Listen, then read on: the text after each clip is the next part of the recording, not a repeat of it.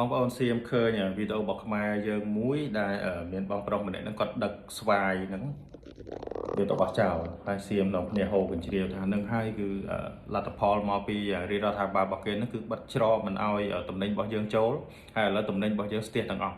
ប៉ុន្តែថ្ងៃនេះខ្ញុំនាំបងប្អូនទៅមើលតំណែងរបស់ចៅសៀមវិញបាទតំណែងដែលតាក់ទងទៅនឹងកសិកម្មគឺដូងក្រអូបណា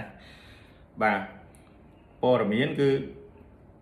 ដូងក្រអូបរបស់ថៃគឺតម្លៃហ្នឹងគឺដាំក្បាលធ្លាក់ខ្លាំងមែនទែនបងប្អូនកន្លងមកគឺមួយផ្លែ5 បាតអីឡើងទៅបាទឥឡូវនៅមួយផ្លែតា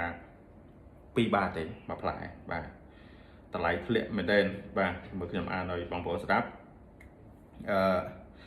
រាខាមะพร้าวน้ำหอมในปัจจุบันอยู่ในสภาวะวิกฤตราคาตกต่ำอย่างรุนแรงគេថាតម្លៃដូងក្អូបរបស់គេហ្នឹងគឺកំពុងតែថានៅក្នុងគ្រាអាសន្នគឺតម្លៃហ្នឹងគឺធ្លាក់ចុះយ៉ាងខ្លាំងក្លាធ្លាក់ចុះយ៉ាងខ្លាំងតែម្ដងបាទ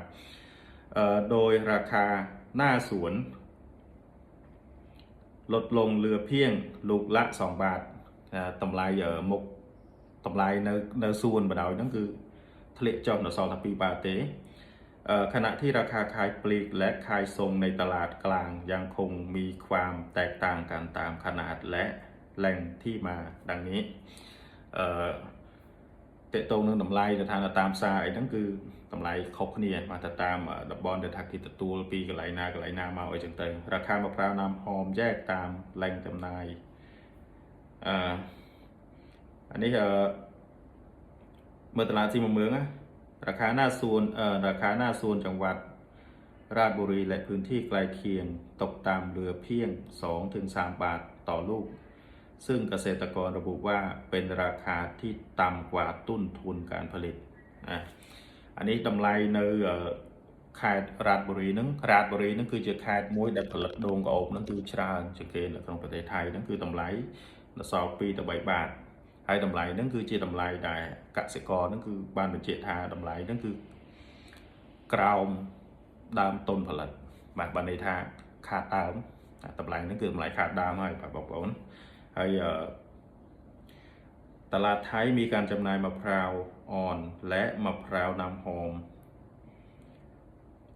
คละขนาด